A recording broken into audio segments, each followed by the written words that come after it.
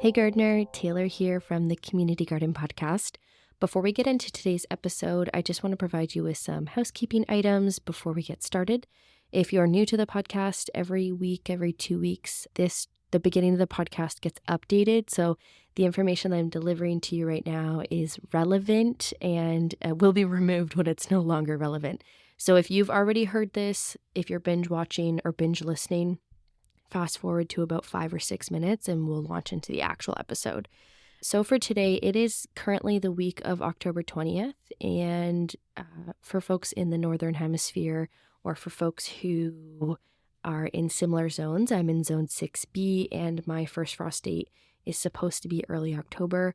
It's now October 20th and we still haven't actually had a frost, but the plants are starting to be damaged from the cold. We're getting about -3 degrees Celsius overnight right now, at least tonight. So we're pretty much done in the garden now. If you haven't had a chance, go into your garden and just remove. Actually, you could technically leave your entire garden, but if you're planning to remove anything from your garden, go ahead and snip the plants at the base. Don't actually pull them up out of the soil as long as they weren't diseased. You can go ahead and let them break down into the soil, and it also helps with better water access for next year, getting water down into the soil, and will help a little bit with soil erosion. If your plants were diseased, pull them out fully. You can also leave all of your plants over winter. You do not need to take them out of your garden. Don't let anyone make you think so. So now that we're done with the season, there's likely nothing else coming out of your garden. I still have a few loofahs, some flowers still going, a couple of small things, but for the most part, the season is over, folks. So my suggestion to you over the next couple of weeks, this will probably be the last time I update this until realistically November, December. I would really love for you to make notes about your gardening season. Please, please, please journal. Write down the things that you learned this year. Write down the things that you want to do differently next year. Write your observations down. Write your questions down. Write all your ideas down. Spring you will thank winter you, okay? Please. Also, as you're out in your garden mourning its loss, if you see any seeds that have matured, you can go ahead and pop them off your plants. Marigolds are a really fun way to save seeds. You'll wait for the seed heads to, become dry and crunchy, and they usually turn black. You can go ahead and pop them off. You can store them in a paper bag. There's lots of fun plants to pull seeds off of. Snapdragons, the little heads turn brown, and then they have little holes in the top, and you can flip it over and shake the seeds into your hand. Another fun one is coriander or cilantro. It's very obvious when the seeds are ready, so take a peek at the plants that are still in your garden, see if you can pull any seeds off them.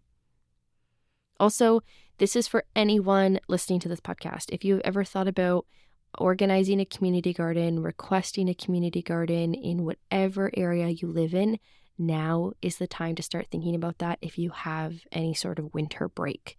So right now, we're not going to be gardening now until March, April. So we do all of our prep work during the winter months. So this is when we take new garden requests. This is when we assess new sites.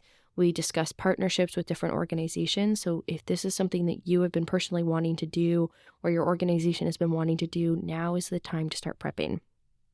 Okay, let's talk about some local activities. So these are folks who are in Southern Ontario. You live in Brantford, Brant County, Hamilton, Haldimand, Norfolk, and you want to get involved with our organization. We have a couple of things coming up that I want to put on your radar. So we are participating in the Brantford Santa Claus Parade.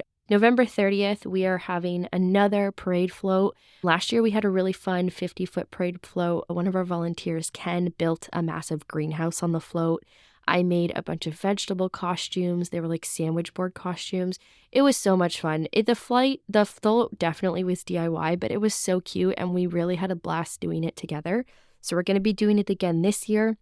If you want to participate, our parade committee is going to be meeting on October 20th in the evening virtually, and you can get that link from me by emailing grow@egcgbrant.ca, or you can take a peek at our show notes page for the podcast and click the Contact Us button, and that would be the communitygardenpodcast.ca. So Santa Claus Parade, come join us. You get to dictate how much time you can give. You do not need to have any experience. Next thing, so this is very exciting. A couple of years ago, we hosted an Earth Day Community Garden Building Festival. Nope, Earth Day Community Building Festival, and we're going to be kind of re-envisioning that festival as a garden festival this year located at the Greenhouse and Learning Center. It'll be the grand opening. So that'll be happening in June of 2025. It's now all hands on deck to get this festival planned. So if you want to volunteer with us on the committee on the day of, whatever the case is, email grow@egcgbrant.ca or go to the show notes page. We're also looking for organizations who want to participate in an educational way or, have some sort of offering day of. So if you work in the horticulture, green space, environmental, gardening world, and you have something educational to offer or something of value to offer during the festival and you want to promote the organization or you want to participate, reach out, please. If you have ever thought about joining the board of directors for Eagle Ground Community Gardens, we will be having our annual general meeting in January. This is just something for you to start thinking about now. We're always recruiting for director positions as well as for committee lead positions. So I will update this when we have the final date, but our AGM's in January, and just start thinking maybe you want to get involved on the back end. We also are hosting a tree planting event at the new greenhouse site on November 2nd at 10 a.m. So you can come. Please ensure you are wearing closed-toed shoes, although it's a little too cold to be wearing sandals anyways, and consider bringing a shovel and some drinking water. We're going to be planting a permaculture orchard. This will give you a good opportunity to see the greenhouse, to see the park before maybe other folks have been able to. Also, Belonging Brant, we mentioned this in episode 8 with Armanda Lambert. Belonging Brant is hosting the ABCD Symposium for 2025 in May, and we are currently planning for the symposium. We're looking for community members to come join our committee. So if this is something that interests you, you want to learn more about ABCD, asset-based community development, shoot me a message. And finally, for my organizations that are listening, I have a couple of recommendations for you. If you haven't gotten to it yet, episode 9 with Roger Doran is about seed money. It's a fundraising platform for community gardens. It is a global platform. Please check out that episode and register for a seed money campaign. Your registration has to be in by November 12th, and then the campaign for anyone listening runs from November 15th to December 15th. And look into all the campaigns that are running and please consider donating. There is an Ontario Agriculture Infrastructure Grant due October 31st. If you've ever thought about building a greenhouse with your community garden organization, this may be a grant opportunity for you. And if you just Google Ontario Agriculture Infrastructure, it should come up. It's due by October 31st. There's also a grant right now through the Ontario Trillium Foundation. It's their Grow Grant. It's due by November 4th. And this allows various organizations to sustain their operations. It has nothing to do with gardening. But if you have been looking for an operations or a programming grant, this may be the grant for you. So I just wanted to share some of these pieces with you. I apologize. This is a little bit longer than normal. It's because I love to talk. Yeah, we're at 8 minutes. So I'm going to let you go. We're going to get into the episode now. I hope you enjoy it. As always, you can always reach out to us at podcast@egcgbrant. You can reach out to us through the show notes page at the communitygardenpodcast.ca. Email me, message me, send us a message on social media. I'm always happy to answer questions and help you out. Okay, let's get started. Hey gardener, you're listening to the Community Garden Podcast. I'm your host, Taylor. In this space, we'll dig into the dirt with local gardeners of all skill levels to share tips, tricks, and stories from our gardening adventures. Let's get growing. Hey gardeners, it's Taylor. You're listening to the Community Garden Podcast. And for my Canadian listeners, it's Thanksgiving Monday. How exciting. I had a board member asked me on October 7th if we had a Thanksgiving special, and I actually hadn't thought about it. And then when I looked at my podcast release date, like my schedule, I was like, oh my gosh, this is a Thanksgiving special because we have guest Cheryl Antosky on today. So for my local folks, this is likely a familiar name for you. Cheryl is the co-founder of Eagle Ground Community Gardens and also was a city councillor for 8 years. I believe it was 8 years. Cheryl has done incredible work in the Brantford Brant community here during her time living in this area because Cheryl has since moved to Nova Scotia to start a beautiful homestead. And Cheryl was willing to sit down with us and chat a little bit about what the process of getting a community garden organization running looked like. Equal Ground has scaled up over the 15 years that we've been running, and it hasn't always been easy, and there's been a ton of lessons learned. And we got a lot of questions from other organizations about how we've done what we do, the partnerships that we hold. So Cheryl and I dive in a little bit into the back end on how the organization operates, how we engage volunteers, what our partnerships with the city look like. So this episode is for you if you want to learn more about Equal Ground, if you are an organization that's looking to scale up, if you're curious to know how we operate and how we partner with other organizations, this episode will be for you. I'm an active participant in this interview. I hesitant to even call it an interview. I would call it more of a conversation because when Cheryl took a step back from the organization and went to Nova Scotia, I had been hired on in this role. And so a lot of the workload transferred from Cheryl to me, and I've learned so much from Cheryl. A lot of what we're talking about, I also have a lot of knowledge in now, having done this work for 2 years full time. So I am a little bit more active in this conversation. It's less interview and more conversation. Cheryl and I talk about some really, to me, exciting things, including the history of Equal Ground. Now, if you want more nitty-gritty on the history and how our programs operate, you can visit our very first episode that's ever been released. It's not even an episode. It might be filed under bonus content. It's titled Intro to Equal Ground, and it was released before the podcast app actually launched. And it's about a 25 minute blurb from me. You get to listen to me talk. And I dive into kind of the things that we do and how we do it. And then also a little bit of background on me, your host, Taylor. So if you want to learn more, you can go back and listen to that. So yeah, we talk about the history of Equal Ground and how the goal was to normalize food gardens within community settings, within the general public, and the process and how Equal Ground combated that.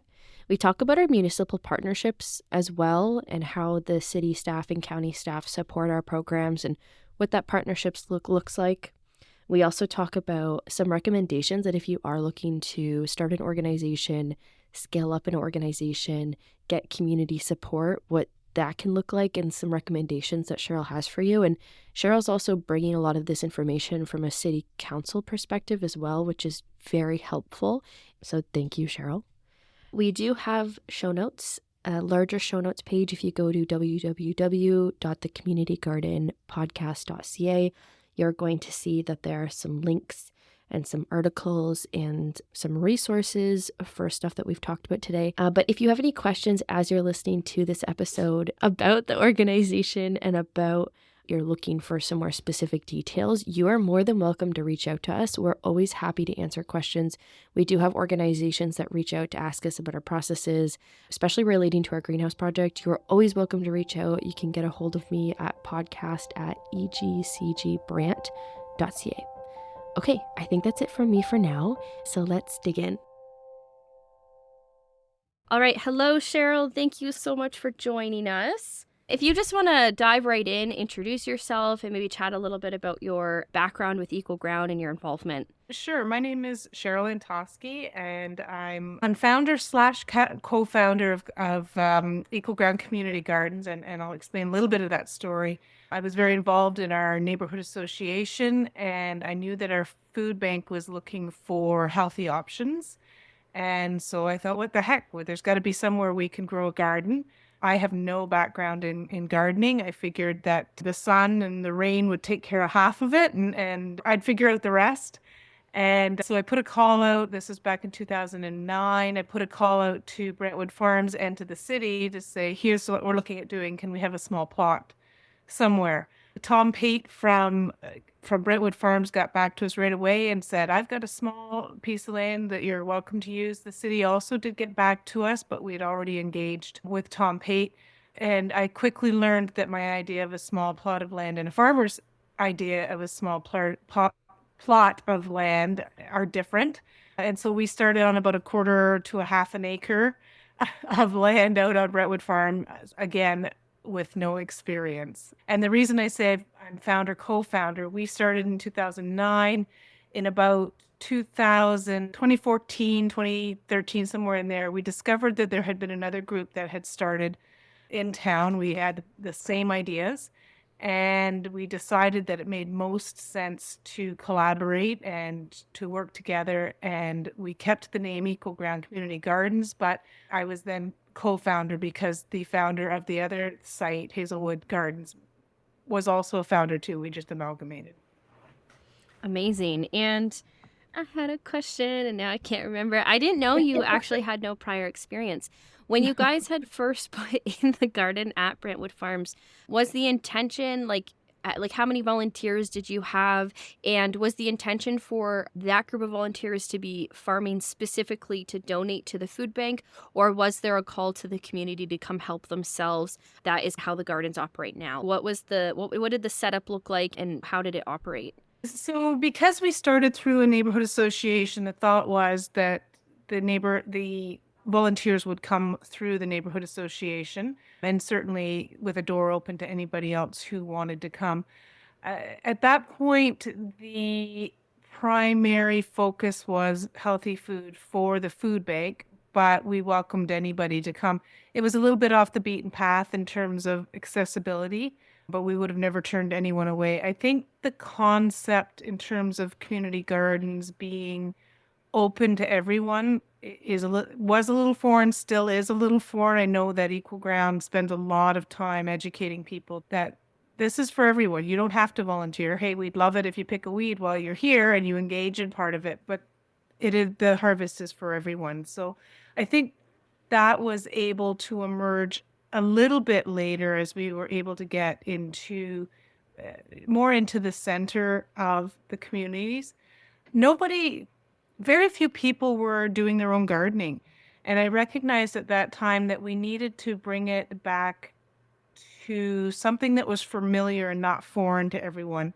And so my first reach outs were to public locations because I figured if someone was walking or driving past the police station or the fire hall or United Way or the EMS and they saw a garden there, then it would just naturally start to become a normal thing rather than this complex project that people have to have knowledge in.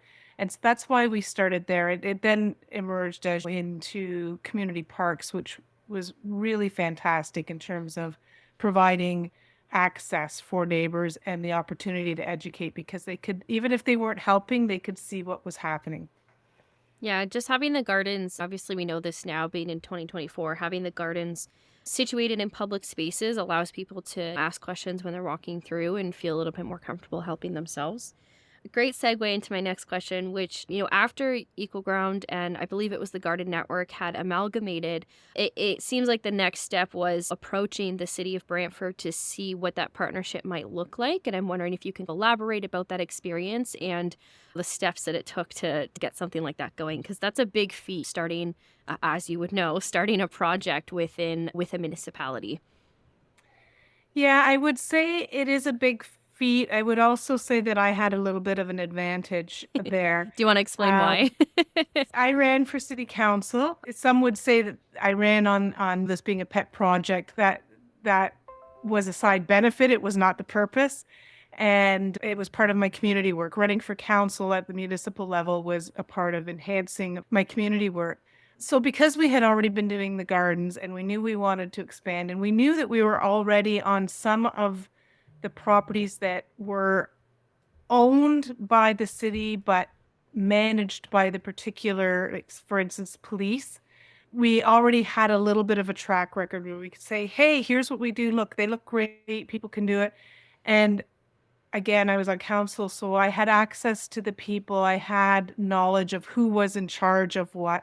I still had to go through the same process as anyone else. We had to apply, we had to put policies together. We spent a lot of time working with city staff. And like anything that's new, they don't know if we as a group are going to be successful, if we're going to stand up to what we said we were going to do. So the city comes in at very risk adverse, and there's a lot of things in place that were frustrating. We used to joke going, it's just a garden. But I recognize from a municipal perspective, they don't know yet what we're going to do. As the years went on, we were able to prove what we were capable of doing And we were able to expand that trust and that knowledge base and that comfort level. So it can be done. I would say if you're not lucky enough, some would say unlucky enough, lucky enough, however you say it, to be on council, reach out to your counselor and have them advocate on your behalf in terms of what staff do I talk to? It, teach that counselor everything that you can about what's about to happen, because you're going to need them at the table to vote for anything that's going on to the municipal properties and programming and asset wise. Yeah, and now 10 years later since you had first run, the current city council and mayor of Brantford are very familiar with our programs now. And we still, now that even though you're not on council, we still have city councilors who advocate for us and communicate with us. They check in on us to see how we're doing and to see if we need things. And then also we've been able to develop really great relationships with city staff, even with city turnover. For myself in this position, like, you guys did a really good job of building up that trust. And it's funny because even now, again, you have city staff turnover. So sometimes they need to be reminded of things or they need to be brought up to speed. And it's still very funny to me when we're like, hey, we got a new garden request. We'd like to put in a garden at XYZ Park. And the city comes from, like you said, that risk perspective. And we have to remind them, like, we do all the work. Fun fact. We just need you to deliver us materials and get us water. And that's quite literally it. And sometimes, especially when I had first started, new city staff had also just started and they had a really hard time wrapping their head around the fact that we do the work. We go out there, we build the site. We had an issue recently at Charlie Ward Park. We've gone in and put in new galvanized steel beds. And I was able to email city staff and be like, hey, would you approve us replacing these beds? And if so, can we do it on X day? I just need compost. And they dropped off the compost the day before. And that was the only involvement that they had. And we were able to go in there with volunteers and fully replace the beds. That's, I think, another big key part of it is that from a risk perspective, of course, the city's still responsible and reliable, and there are services that they provide to us on a regular basis. They do still put a lot of work into the program, but from their perspective, there's a team of volunteers and a nonprofit organization that takes responsibility and a little bit of that liability off of their plate. So I think that also makes a pretty big difference. And I should note that's very unusual. There are a lot of groups out there that want to run events and do things that make our city better, but they often need to lean quite a bit on the resources of the city. So I think that was all part of the partnership. There were times we were even saying, no, we're not asking you to do it. In fact, we don't want you to do it. We want to do it. So it took some time for them to either, I don't know, come to the comfort level that, oh my gosh, they're really going to do it. And we said, really, we want to take as much off your hands as possible so that you can keep approving what we're doing. Mm-hmm. So, yeah, no, it's nice. Sometimes recently there's a staff member that's transitioned to a new role and we had been introduced and she was like, oh my gosh, Eco Ground, like, I was there for the initial setup process for the program, and it's so great to see that you guys are still moving forward. And also, you guys are about to break through a big hurdle and start this new greenhouse. And she was just very happy, and it expressed how happy she was to see that the program was still thriving. And, now we have a staff member, we're growing. So it's also nice to see and to hear from city staff members that maybe had a hand in the project in the earlier stages when maybe those were concerns, right? So we went through the same frustrations too, because, our frustration with city staff might have been one department's frustration with another department. So for instance, Park having to deal with legal, maybe. What do we have to tell this group? And I'm sure they were doing the same thing. It's just a garden, but legal has their job to protect the municipality. And so as frustrating as that can be, I think a lot of people don't have that lens on to see that a lot of the stuff makes sense. It's still frustrating. You just got to work with them. Yeah, and then having the perspective from city council for you to turn to the organization and turn to your volunteers and say, hey guys, like, I know that this is frustrating, but this is how this process works. This is how these departments communicate. So to also be able to advocate from both sides probably was also beneficial. For those listening, City of Brantford staff and then also County Brant staff, they provide support for the county sites too.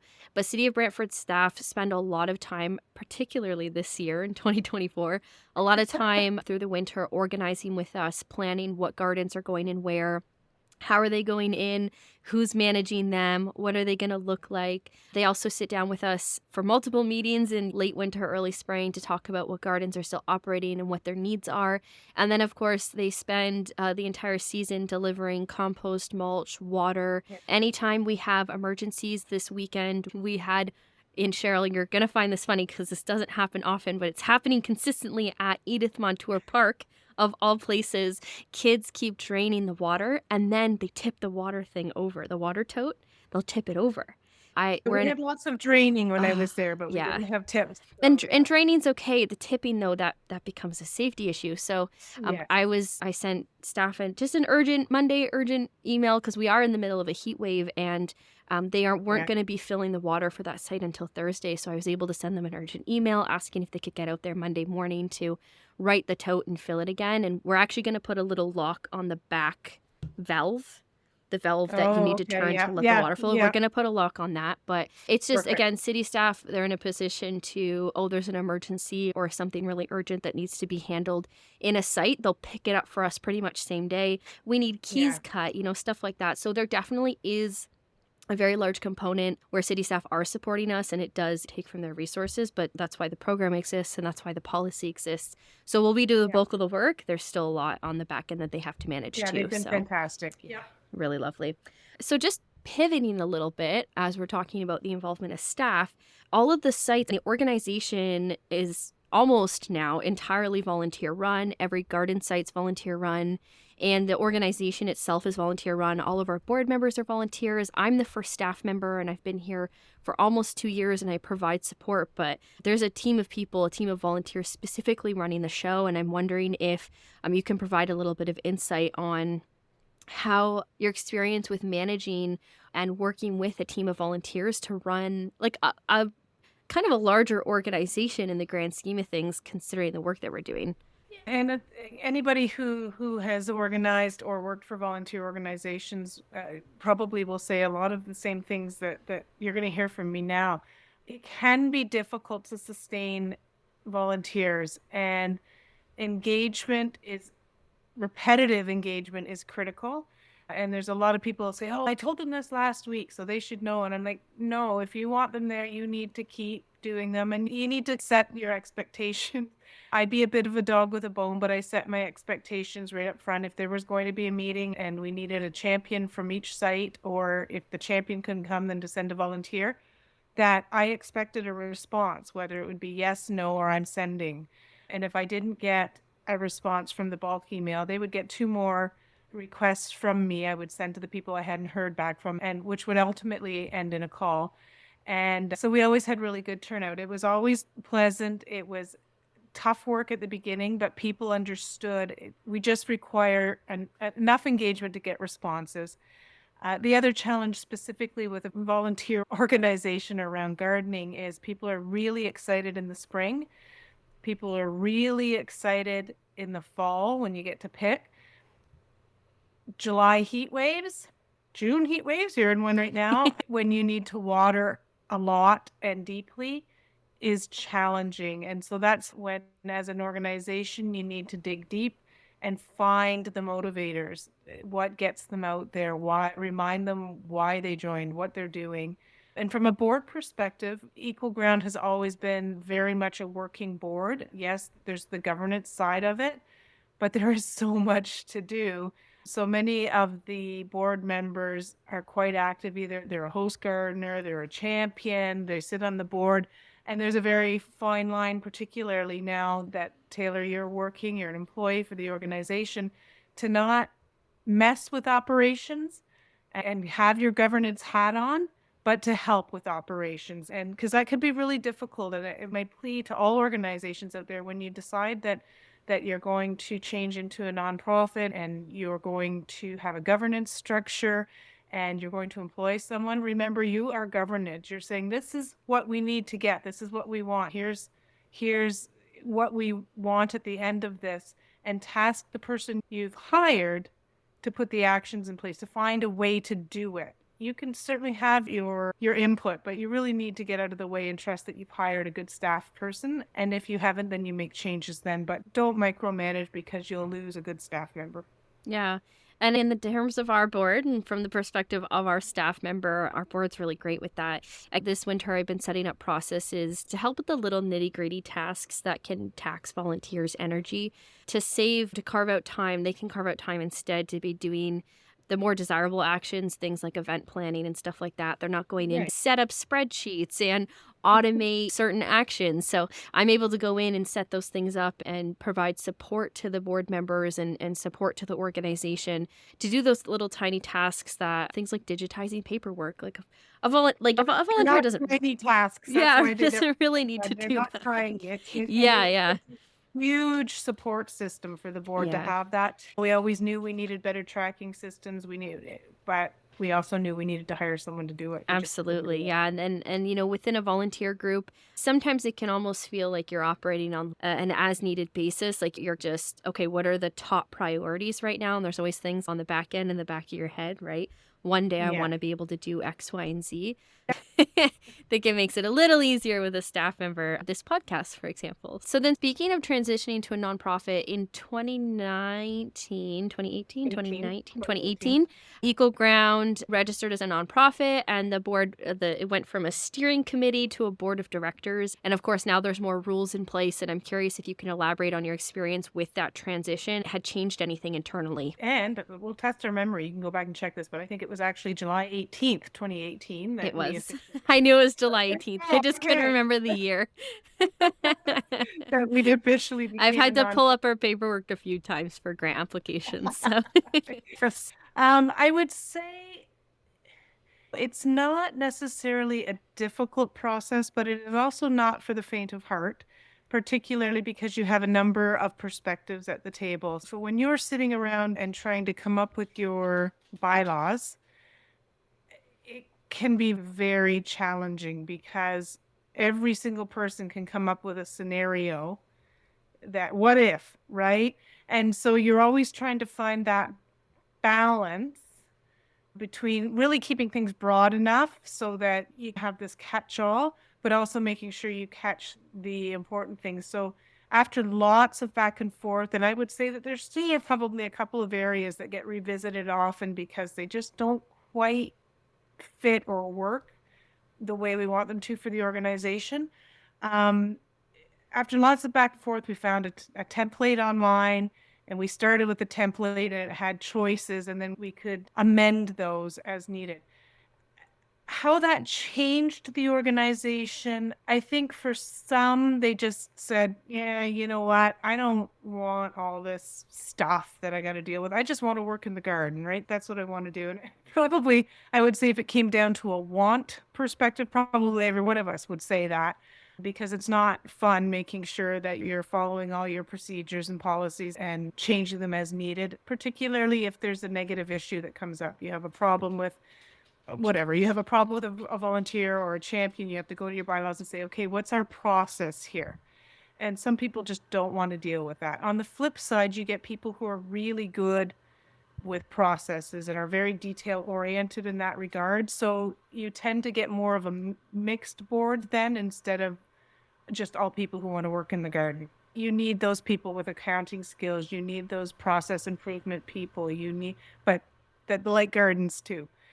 So I think that, like anything, there were some positives and negatives with registering, but for us, it was a necessary evil. One, from a liability perspective, to make sure that everyone was protected, the board was protected, and also just for grants, it increased our accessibility for grants. We looked at the charitable status, which is another step which would also open up even more grants.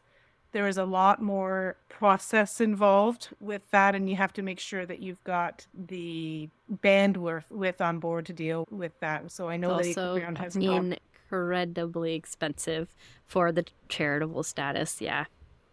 It can be. It's not as expensive as what most people think it is. You can do it for $2,000 to $3,000, but it's still money that, like, how many plants can you buy for $2,000 to $3,000 for possible grants that you might or might Absolutely. not get? Yeah, So really, the only difference for us, at least like in my 2 years of experience now, is we're not able to issue charitable donation receipts, which we receive a lot more in-kind support than we do monetary support anyways. And then, yeah, grants. And honestly, there's only one grant that I have found that we don't qualify for because we don't have that status, and it hasn't, from my perspective, really hindered our ability to receive grants. So yeah, maybe in the future when, if Equal Ground continues to grow, it might be something that we have to look into. But for right now, it might be like a little bit, might be reaching a little bit.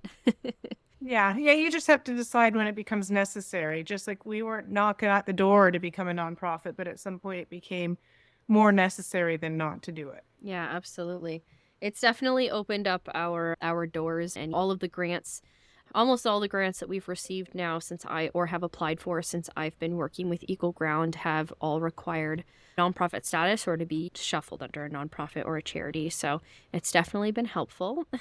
So if another organization was looking to, or a group of individuals or an individual themselves were looking to start a nonprofit or start an organization that required a lot of support from the community and potentially from the municipality, what advice would you give to them to get them started? I know you had mentioned a big priority would to speak with your city councilors and understand their perspective and potential city involvement. But above that, what would you recommend? And city staff, and if you can get the right staff. I think it's really important to be visible in the community, whatever that looks like, right? If you're part of other groups, you can be chatting up your new group, whatever you're starting to organize. I would say it's also really important to get a little bit of time with an accountant or a little bit of time with a lawyer. I would review, there's Ontario provincial templates online so that you know what you're getting into. Because it's one thing if you were just to sit there and do it yourself. And this is for Um, nonprofit status, right? this is for Yeah. nonprofit, sorry, yes. But to have a group around you, it changes the conversation. But any group, sometimes it's easier to align with another group that exists, whether it be a neighborhood association, or maybe if we were talking about gardens, there might be a soup kitchen, or there might be a church, or there might be, right? But social media is a great ally if used correctly. And sometimes you can just start by saying, hey, I'm thinking about doing XYZ. I'd love to hear people's thoughts on it. And would anybody be interested in being part of its startup? Taking with a grain of salt that everybody's really excited all the time behind their computers. So then you have to find a way to assess that out, to maybe meet in person, see how many people show up in person, see if they're interested enough to show up. But throwing that first question out, and maybe send the same question out to your personal contacts via text or email, because you will get feedback with things that you have never thought about, with ways of looking at it differently than you've looked at it. And you'll get some really great ideas on how to augment what you've already thought about, but also what to maybe take out of the path and say, oh, I didn't think of that part of it. Never go into something thinking you've got it all figured out, because I am telling you, people will have some really good insight. There'll be some stuff you'll go, you have no idea what I'm talking about. And that's okay. You just move on, right?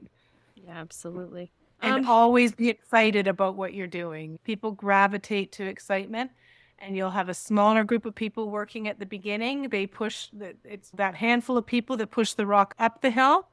And then when it's at the top of the hill and everything's going great and they've got recognition, then lots of people will join on. So you just have to accept that as part of the fact. The process, yeah. Got to be Part of the process, patient. yeah. Yeah, it doesn't happen overnight, right? No, exactly. Last question pertaining to this specific topic. Are there any hurdles? There's one in particular that I'm thinking of. Any hurdles that you have experienced with your time with Equal Ground, whether it's related to the actual gardens or volunteers, like any big hurdles that kind of stand out that we've been able to learn from? There are always hurdles, but if you come at it with the right perspective, it makes the organization better. It makes the leaders better. I talked a little bit earlier about maybe having a problem with a volunteer, or maybe having a problem with a champion. It could be something as simple as they can't meet their obligations, something's come up, or it could be somebody really being obtuse or against, or publicly out there against the organization without knowing all the information. Those are tough things to deal with from a board perspective, because you want to believe the best in people. You need to protect the organization. You need to look at, okay, is anything that they're saying accurate? Do we need to address something and change it? And if the answer to that is no, sometimes some tough decisions have to be made.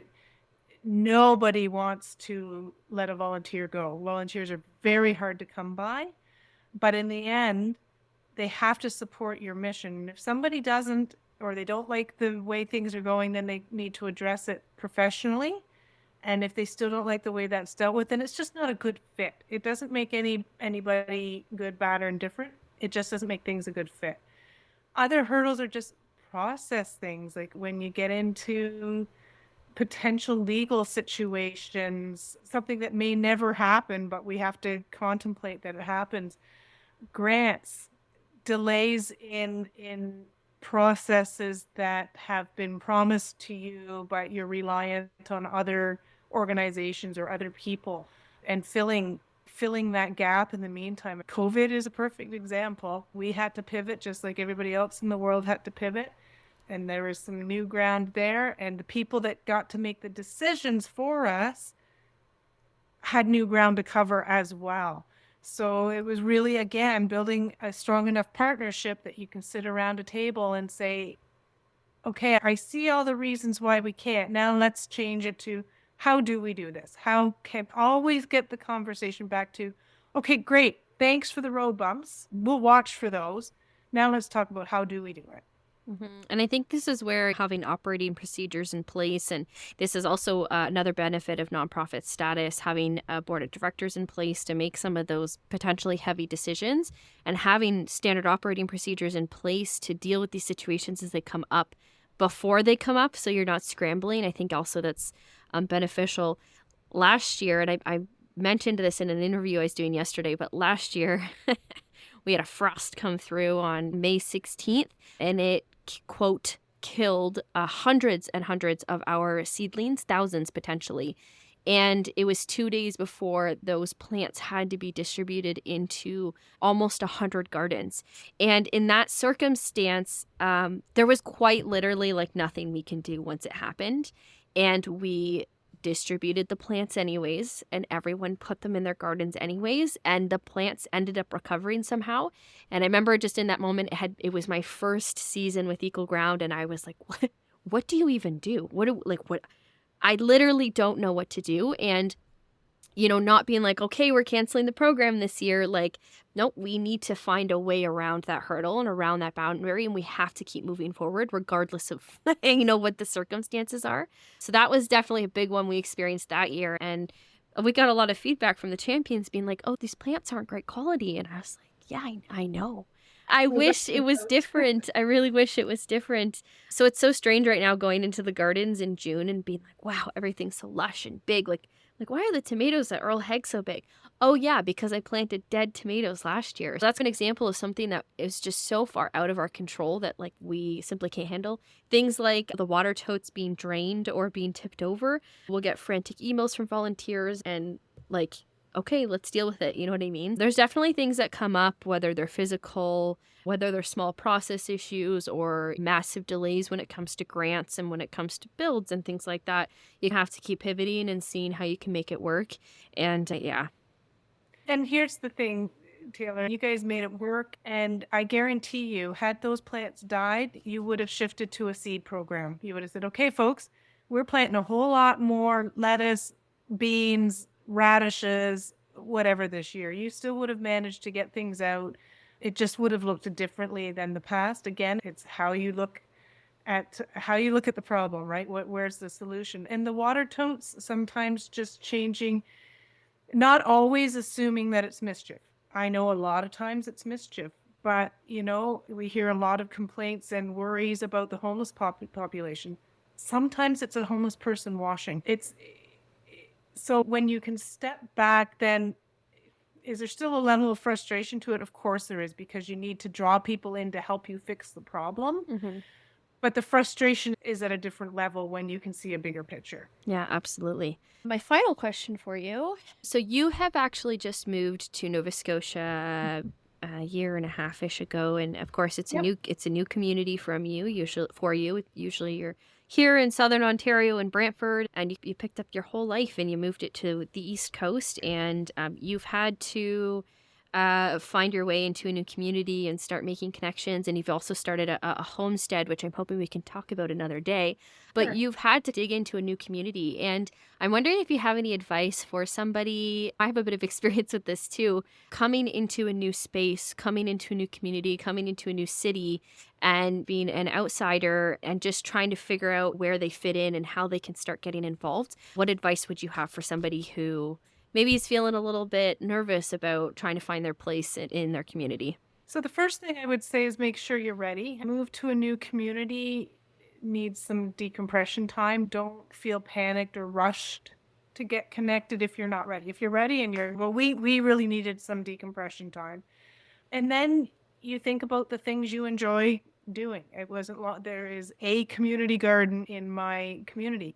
I have chosen, I'm not involved in it, but I've offered to help whenever they need help because I am just so tied up pleasurably with my own endeavors at this point. Find out where the watering hole is in town. Here, anywhere in Nova Scotia, the watering hole is at the Home Hardware. You find out all the gossip there. Everybody knows We were the new circus in town last December. It's like, oh, do you know those people up on Marshalltown Road? There's a driveway there now. There's it, right? So, but and if you're in a small community, you just have to connect with a couple of people, and they're connected. It's again about it's relationships, right? Build those relationships. Listen, this is what I like to do. Where should I go? What can I do? Can we go together? It can be challenging. You don't want to go anywhere by yourself, right? Or many people don't want to do that. Just give yourself some grace and give yourself some patience. And what you do in your new community could be entirely different from what you did in your old community. And be willing to embrace that change if it excites you. If it fills your soul, then follow it. Yeah, I would echo the exact same thing. I went through the exact same process. I moved to Brantford at the end of 2020. Of course, we're in the middle of a pandemic, and I was salty about moving here. I felt like I was finding my place in the environmental world in Hamilton, which is significantly bigger than Brantford. And I was starting to make connections, and I moved to Brantford, and I was like, oh, man, I got to start over. And so I did the same thing. I decompressed a little bit, and I observed first. The first thing that I noticed just around the corner from my house was a community garden. So I pulled up the information on the sign and thought, okay, I'll register as a volunteer. And I actually volunteered before I even knew Equal Ground was a thing. I volunteered at this Equal Ground community garden and got involved here in my very local community.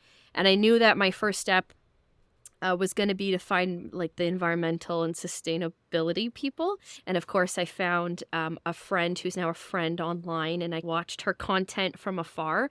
And then one day she had put up a post just talking about the work that she does in the community. And she had put a very clear call to action. If you're interested in getting involved, or if you want to learn more about your community, reach out to me. And that was like my immediate call. And I'd reached to her. And ultimately, that connection has led me to all of the work that I do today, including this job. That connection directly brought me to this job. So I would just echo the same thing. Observe, see if your interests exist in the space that you're in, and don't feel rushed. I think that was a big one, especially because I was so salty about coming here, and it was honestly the best decision. And I'm so glad that I eventually followed the path that I did when it came to community work, because I'm in a really great spot and I've met really cool people. So yeah, I would echo that. And I want to say, Taylor, that it makes me so happy as one of the founders to hear that one of our gardens was a welcoming beacon to somebody new to Brantford. So that's exactly what it's meant to be. So that makes me very happy. I feel pretty lucky that it's one of the more active community gardens. It's located here in Homedale. For anyone listening, we have an episode that's either come out or is coming out with the champion Ruby, and it's Spring Street Buck Park. It's just around the corner from my house. It is a very active community garden. It's here in Homedale in Brantford, which is a pretty active neighborhood. So there's probably like 10 consistent volunteers with an additional 5 to 10 that join quite often. So it's a very active garden. So I feel pretty lucky that it was this particular site that ended up being close to my home, because some of the gardens are quieter and a little bit more passive. The episode that we're talking about here is episode 2 with Ruby Streecher. You can go back. It was the second episode released. It's one of my favorites, so go take a peek. So I'm just really lucky that it just happened to be a really exciting one. And, the volunteers were incredibly welcoming. I ended up registering for the Equal Ground newsletter, so I saw some updates come through on occasion. So it was, again, just a passive way to start dabbling, start getting involved. Yeah. And I was pretty new to gardening at the time, too. So, yeah, it was just a good way to meet people. And, yeah. And then by the end of that season, I had, was it that season? Was it the end of that season? Yeah, it was. By the end of that season, I ended up having this job. So then my last meeting that I went to with these gardeners, I was like, hey guys, I actually have news. And I was able to tell the volunteers that I'd been hired by Equal Ground and that the feedback that they were going to be speaking about during this meeting, like there was an opportunity for us to get it passed on immediately if they were interested. That was really exciting too, to be able to attend that meeting then as a staff member. So it was very be the conduit. Yeah, absolutely. Super cool. So I have a few, I will say rapid fire questions for you, but we don't have to answer them that fast. And they're about your personal garden choices and vegetable choices if you're interested. Okay. Yeah. Is one thing you dislike about gardening? I would say the unpredictability of the weather, particularly, and I'll be even more specific, in a heat wave. Yeah. I know you're suffering that right now. And knowing that, for instance, it's best to it's best to water early in the morning when you're also working full time and you might not be able to get a volunteer out to help you out. That's probably the biggest frustration because you're watching your babies, right? And they're gonna die of Thirst. Dehydration. For folks listening, we're located in southern Ontario in zone 6B. Our last frost date is like May 5th-ish. This is for Brantford, southern Ontario, not Cheryl out in Nova Scotia. And particularly now, end of June, July, it's our mainland hurricane season. It'll be bright, sunny, blue skies, not a cloud in sight. And like 20 minutes later, it'll be a torrential downpour, which itself is a blessing. It's done that twice in the last 2 days, and it's meant that I don't need to go water anything in a heat wave. But when you work outside and you have 30 children that you need to entertain for the next hour and it starts lightning, you got to send everyone home. That part sucks. And then, yeah, in a heat wave, you don't always get that. You don't always get that rain. Usually it's just really dry and hot for 5+ days. Again, being able to get out to a community garden at 5 or 6 a.m. is just not possible for most people. So you're really relying on that evening water and hoping it doesn't evaporate overnight. Yeah, it's definitely a struggle. Or creating mildew. Yeah, or creating mildew with the leaves. Yeah, and trying to find that balance between how much water do we give them and when do they give it to them is certainly a struggle. Yeah. I'll agree with that. Do you have this is a loaded question for you.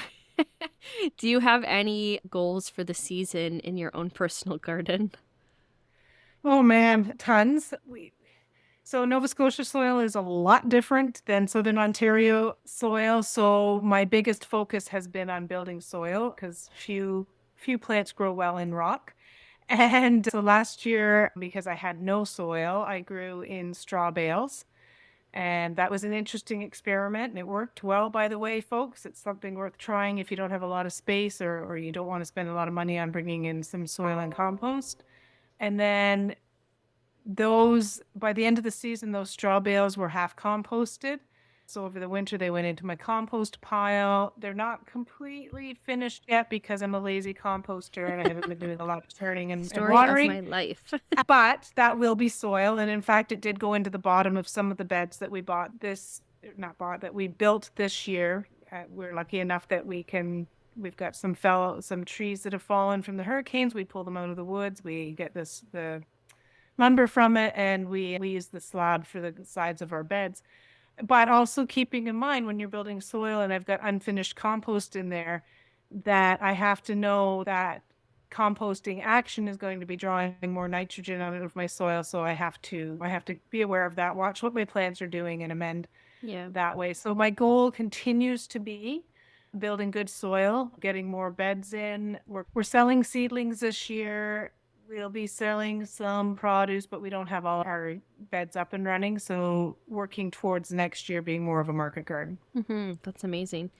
Yeah, I am a big fan of soil health, and this will probably be something I mention on every single podcast episode, but I love mulch and things like that. So I love hearing about your soil health journey on social media and seeing how it's unfolded for you. I'm pretty lucky here. We are along the river, so we have massive rocks, but other than root vegetables, I'm able to plant everything here. But we have really sandy, well-draining soil, and we've been able to cultivate really good soil health here, but I don't envy you.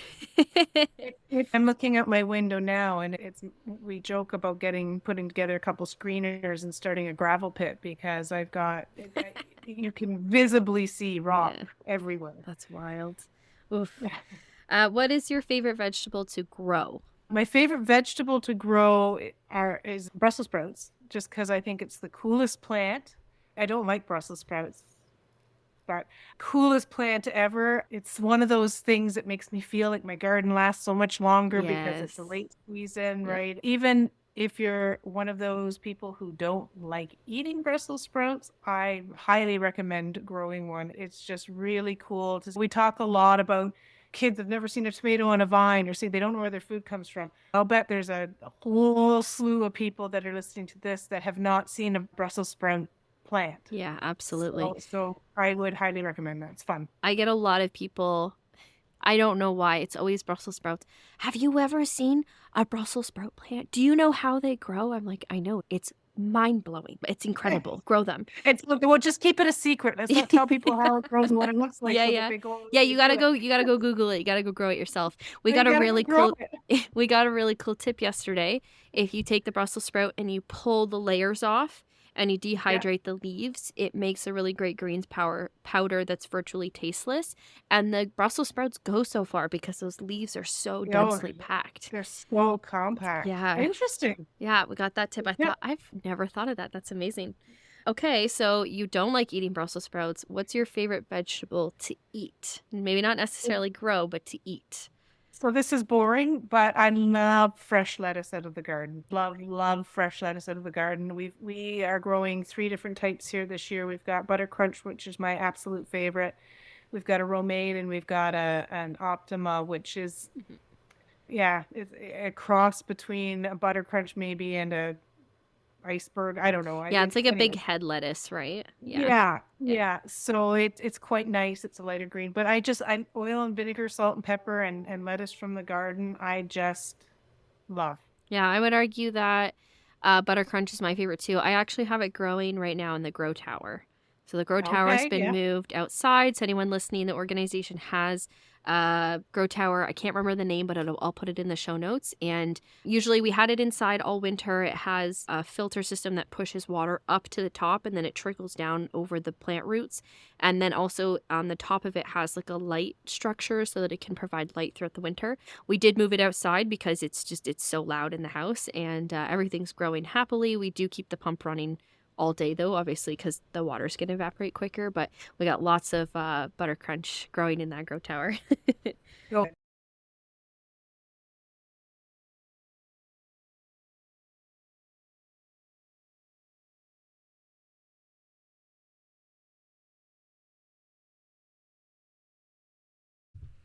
Hey, this is October Taylor. The Taylor that's talking in this interview was June Taylor and had just moved the grow tower outside. I do not recommend doing this. At the time, it made sense because the grow tower was really loud. It does quiet down significantly once the plants get bigger and the roots actually block the holes that allows the noise to escape. We moved it outside thinking it was going to be better, and it wasn't. It was messy. It was very messy. I had to do a lot of cleaning. And I can't say that the plants did any better outside than they would have done inside. And I had to fill the reservoir weekly, whereas opposed to inside, it was like once every 2 months. If you want grow towers for outside, find outside specific grow towers. So our tower has since moved back inside and we have lettuce growing again and it will stay inside. It will never go back outside again. Actually, it's going to move to the greenhouse soon, which is technically inside. But don't put the grow tower outside. You've already mentioned this, so we don't have to go over it again, but what vegetable do you not like? And you said Brussels sprout. Is there any others that you don't like to eat? I'm not a fan, and this is more of a texture thing, of green beans. Okay. See, I don't like green beans when they get super mushy. So I have a hard time like canning green beans and preserving green beans because I don't like that mushy texture. Most vegetables I don't like cooked. Yeah. To the most part. Yeah, the green beans, you eat too many raw green beans, your stomach might not feel good. And then we have already briefly talked about this. Soil aside, what's one thing that you're struggling with in your garden this year? It's still a little bit early for us because we start a couple of weeks later Yep. than you do. Or even last year, what's something you really struggled with? My biggest struggle was absolutely soil. I guess probably my second problem, although I got it figured out, was figuring out the watering in straw bales, particularly when you're talking about tomatoes and really needing that consistency of watering and deep watering. We got it figured out. We had a pretty good crop, but it was much different than dealing with raised beds or in-ground planting. Yeah, because I guess those straw bales aren't going to hold moisture as well as a plant in the ground. Well, it's a catch-22 too. You're right. If they're dry, you can see it. You water until it seeps out the sides. Yeah. But also, once the straw is wet, it's like a mulch. It does hold the soil. So it's a balance. Yeah, interesting. I think that's a super Sorry, you're cool... hearing my dogs click again. Not worried the slightest. Yeah, this has been amazing. Thank you so much. If you have anything to add, let me know. But it's been really wonderful chatting with you about the history of the organization. Of course, the organization is the one that has started this podcast and is running this podcast. It's Equal Ground Community Gardens. And Cheryl, you are founder, co-founder, and you also served as president until you up and left us. Just kidding. But it's still great. We still have your support from afar. So it's been a bit of a transition time for the board, but you've been really wonderful with helping us transition. And also, thank you so much for sitting down to chat with me about this. Well, thanks for having me, Taylor. I always love talking about Equal Ground, and I love watching what you're all doing. As I say, left in very good hands. Cheryl, thank you for sitting down with me, for sharing your expertise with us, for giving us your time amongst your very busy schedule. It's always a pleasure to be able to chat with Cheryl again as the founder of the organization and as somebody who's a very active community member and is also very involved in some of the other groups that I personally volunteer in. I love picking Cheryl's brain, incredibly knowledgeable, and I'm still just so grateful to be able to chat. Cheryl, if you're listening, I would love to sit down and we can chat about the process of getting your homestead running. And if anyone listening agrees, shoot me a message and we'll use it as a case. This week, instead of giving you guys a tip or trick to take back to your garden, in the spirit of talking about community garden organizations, volunteer work, I actually want to give a shout out to a garden that we supported this year. This garden is located at Twin Springs Park in just outside of Burford, which again, we're in Southern Ontario, and it is a modular home community. And last February, they came to Equal Ground and they said, hey, we want to put in a community garden. A couple of our committee members mentioned you. Is this something that we can chat with you about? What kind of support can you provide? So I drove out to Twin Springs and we had a meeting. And initially their thought was to put in 8x4 beds, which is pretty standard for starting up a new garden. You don't want to, sometimes if you get a little too ambitious, people are really excited at the start. It doesn't really stick. So we chatted through how Equal Ground could support them and they were on board. So the next step was for them to go back to the property owner, get approval, see what kind of funding they had available. The next meeting I had with them, they informed me that they wanted to install 50 8x4 garden beds. And for a team of 10 people for their first year of gardening, I immediately was like, guys, this is outrageous. I'm a little worried. We will support you. The property owner was going to be paying for the install and paying for the beds. And we have lots of plants to share, but I was a little worried. However, this group came through, and I'm going to include some photos on our show notes page as well as on our social media so that you could see the incredible work that they have been doing. A team of 10-ish gardeners tended to these gardens the entire season. 50 garden beds. They grew insane amounts of food. A portion of their food went into a food program to help folks that were food insecure within the community, and the rest of the food was offered up to anyone and everyone on market days, on the days that they did their harvests. I went out to see them at the end of the season. They invited me to their harvest wrap-up dinner, and I got to see the work that they were doing And I got to hear the stories from the volunteers. And of course, with any new garden, any new project, especially a new community garden, your first year for a project that big is very much trial and error.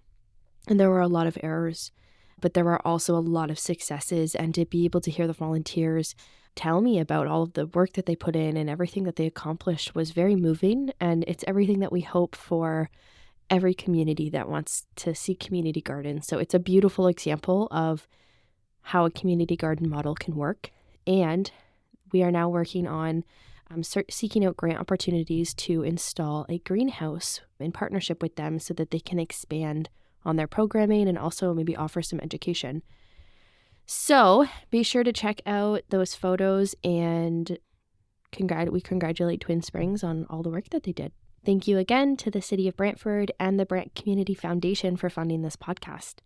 Also, a big thank you to our board of directors for letting me run with this project. The Community Garden podcast is administered by Equal Ground Community Gardens, and you can view this episode's show notes at thecommunitygardenpodcast.ca. Podcast production and editing is by Matt Wilfred at Nuthatch Consulting, and you can get in touch with Matt at nuthatchconsulting@gmail.com. Thank you again so much, Matt. We love your work. And our graphic design is done by Ben at All Day Breakfast. Thank you to our lovely podcast committee, Paulina, Charlene, and Kat, for all of your hard work. And please consider following, subscribing, rating, reviewing on your podcast platform to help us reach more people. You can follow Equal Ground on Facebook at Equal Ground Community Gardens, and you can also access our Facebook support group at the same name. And you can find us on Instagram at equal_ground. You can learn more about our organization at www.egcgbrant.ca. And finally, if you would like to be a guest on this podcast, you can email me at podcast@egcgbrant.ca, or you can visit the show notes page at thecommunitygardenpodcast.ca. I would love to chat with anyone and everyone who identifies as a gardener. I want to hear your experiences. I want to hear about the things that have worked for you and the things that haven't worked for you. I want to hear about how you get involved in your community, so please reach out. And I think that's it from me. Again, happy Thanksgiving to my Canadian friends. I hope you are listening to this full of turkey. That's my hope for you. I hope that you have harvest foods. I hope that you feel warm and cozy. Maybe you had a chance to connect with family or friends, or maybe you got a really good cuddle in with your dog. Maybe you read a good book. Maybe you took a nap today. I hope it was a good day for you. Okay, I'll see you next week. We have a really, really exciting episode next week, so I hope I see you next week.